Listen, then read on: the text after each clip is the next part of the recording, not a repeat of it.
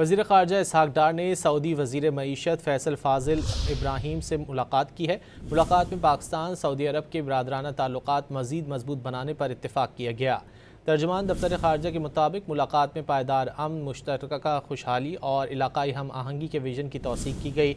दोनों रहनुमाओं के दरमियान खुराक, सनत, मादनियात के शोबों में ताउन बढ़ाने पर गुफ्तगू हुई। पाकिस्तान और सऊदी अरब के दरमियान सरमायाकारी बढ़ाने पर इत्तेफ़ाक़ किया गया।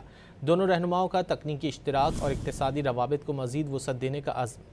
वज़ीर ख़ारजा इसहाक़ डार ने सऊदी वज़ीर मईशत फैसल फ़ाज़िल इब्राहीम से मुलाकात की है। मुलाकात में पाकिस्तान सऊदी अरब के बिरादराना ताल्लुक़ात मज़ीद मजबूत बनाने पर इत्तेफ़ाक़ किया गया।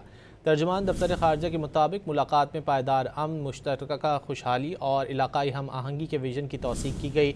दोनों रहनुमाओं के दरमियान खुराक, सनत, मादनियात के शोबों में ताउन बढ़ाने पर गुफ्तगू हुई। पाकिस्तान और सऊदी अरब के दरमियान सरमायाकारी बढ़ाने पर इत्तेफ़ाक़ किया गया।